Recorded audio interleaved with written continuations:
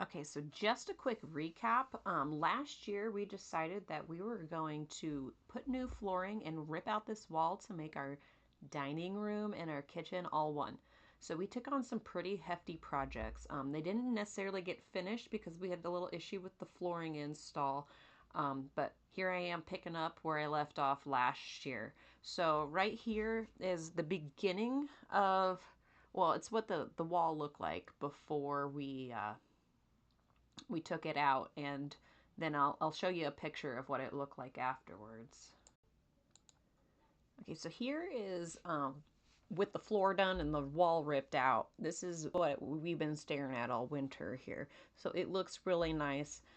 Now here we are going to finish painting those cupboards that I started last year. And here is what the cupboards look like before we started this whole renovation of the cupboards. And there's nothing wrong with these. They're actually really nice cupboards. They're good quality. They're just they look a lot like the 90s, and they weren't speaking to my soul. I mean, I'm in this kitchen all the time, so I really felt that I needed a change. So yeah, we're gonna start with this cupboard right here. What we're looking at here is that cupboard with the knobs removed. Now I did this last year. So what I did is I removed the knobs and then I used like Durham's water putty. That stuff is amazing. So you just slap it in there. It dries really quick. You sand it down. So I removed the doors, and one of the most important things that you can do in this is organization. So make sure you have a baggie and that you put all of your hardware in that bag labeled. It's going to save you a lot of time and energy. So here is the cupboard with the doors and the drawer removed. So now we're getting ready to actually do the prep work. Very important. So when I say prep work, what I mean is cleaning and sanding. So we're going to start with the cleaning. Now this could possibly be like one of the most important things that you can do when painting your cabinets. Because if you're like me and you cook in your kitchen all the time, these things are gross. Like I'm embarrassed like to even I'm just embarrassed about how dirty my cupboards were. So what I did is I used the Power Paste from Scrub Daddy or Scrub Mommy, whatever it is.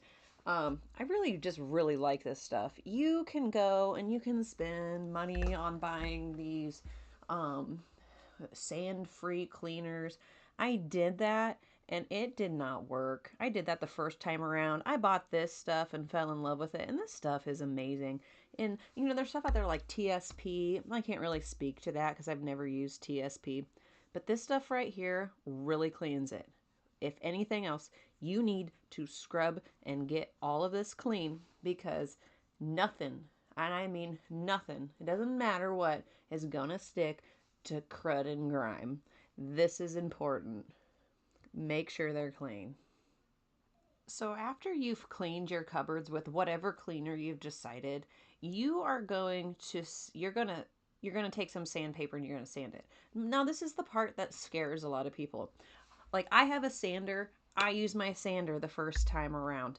I don't think you need to go and get a handheld sander. Does it make life easier? Like if you're in a barn, yes, but I'm working in my kitchen and I'm doing this kind of slowly over the time. So what I did is I took one of the sanding pads, 120 grit, that works really well, and then that's what I use. But you can just go get a regular piece of sandpaper from your hardware store or wherever you're at and use that to sand. And like you're literally just gonna scuff it up here. You're not like getting it down to like it looks like it like they aren't even your cabinets anymore. That's not what we're doing. We're just kind of scuffing it up so it can make a really good the primer can make a really good adhesion. Um so and just on that note, when it says like there's like that cleaner, I can't even remember what it is, but they said it was like liquid sandpaper. It was clean and it sanded. That is a bunch of bull hockey. Like I tested it. It didn't work. My paint scraped right off. I'm so glad I tested that out on a small spot. But anyway, so just take your sandpaper and just scuff it up. Okay? Just scuff it up. It's not that hard.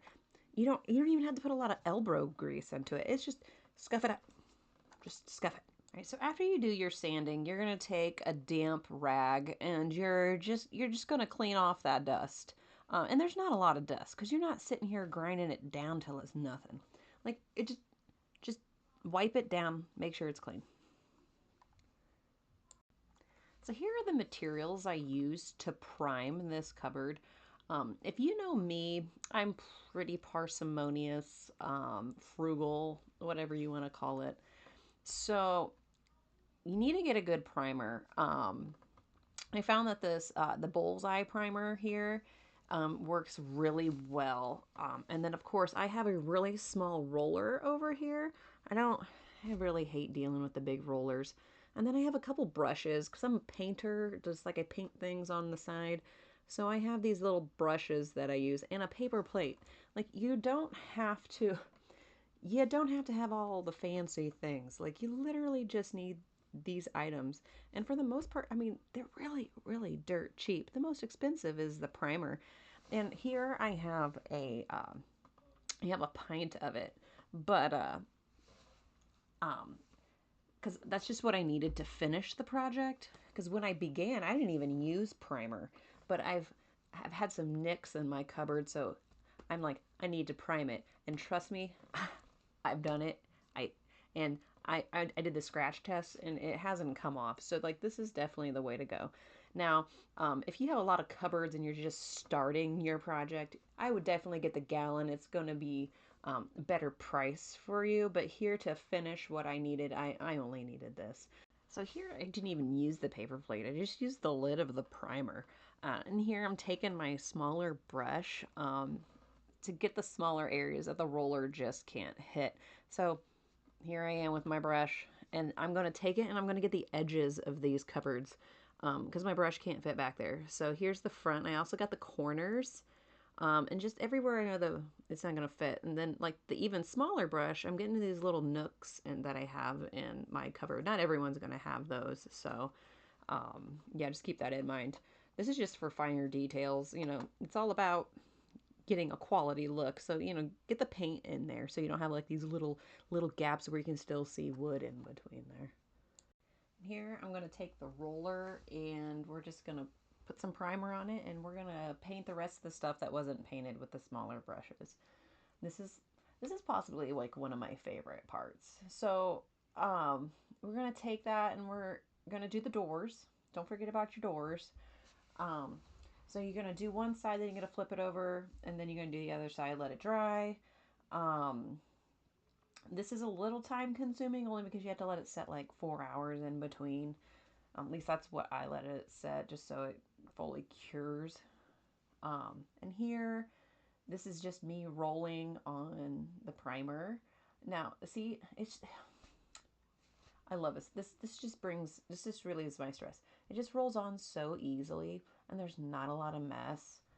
And it's really easy. Like a lot of people get, I don't know if painting's intimidating to some people, but to me, like, put on some good tunes and just paint. And then just roll it up the sides there. Make sure it doesn't have to be a super thick coating.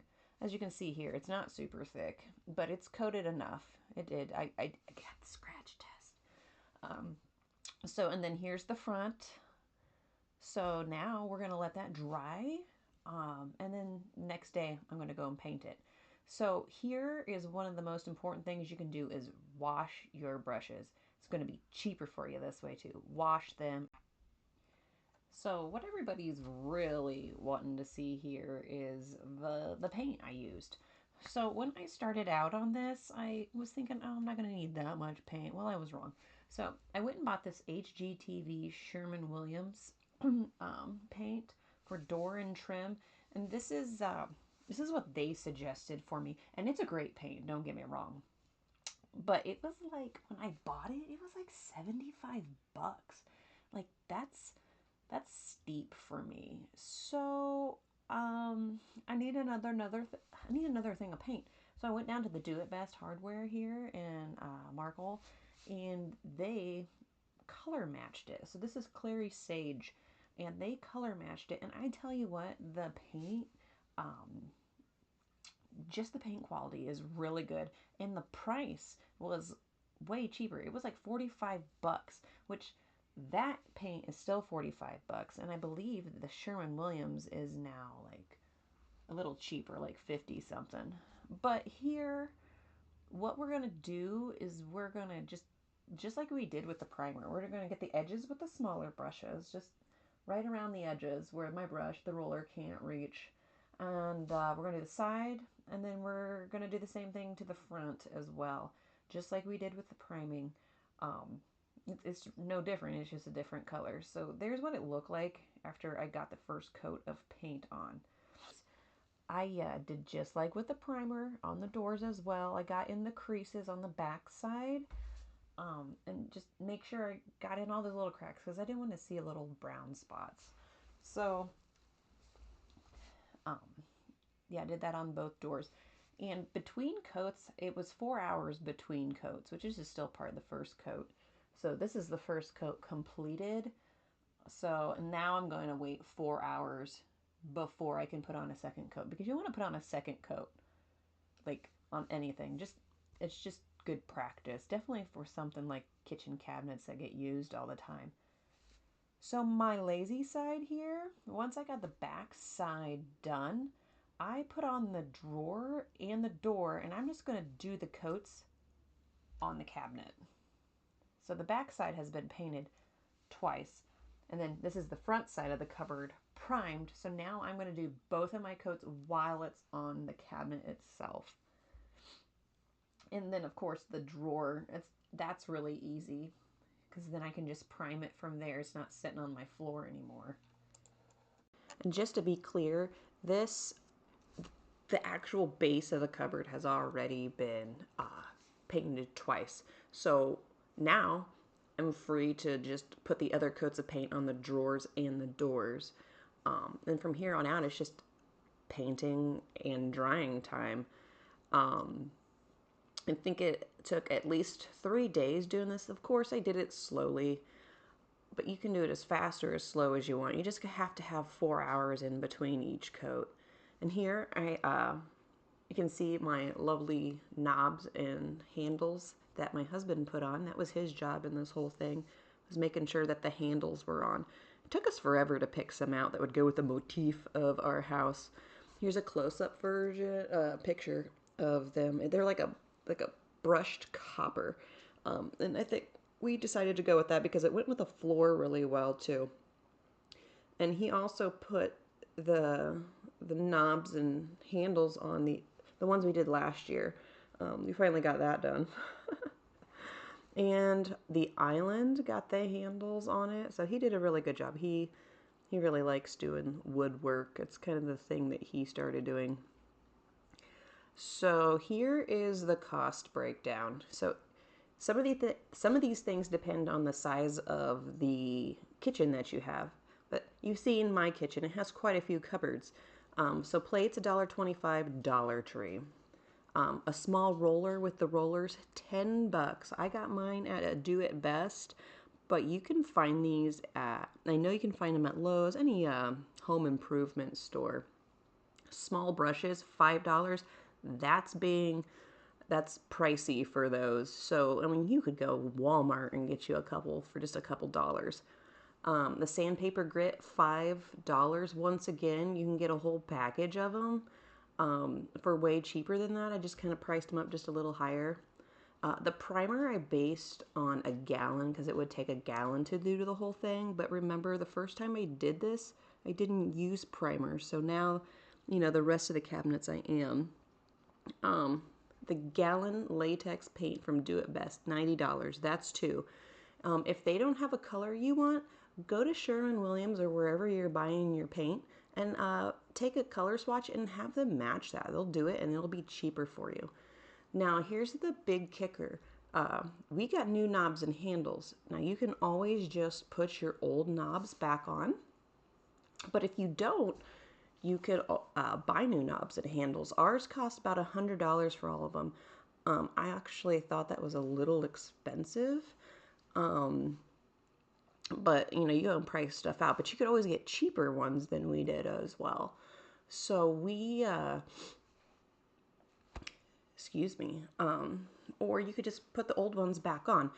But remember, if you are putting the new handles on in different spots, you are going to have to use that Durham's water putty, and that stuff is pretty cheap too. I think like maybe $5. So just include that in the cost if you're going to get new handles. If you're just going to put the old ones back on, don't even worry about it. Well, I hope you learned a lot about how to repaint a cupboard.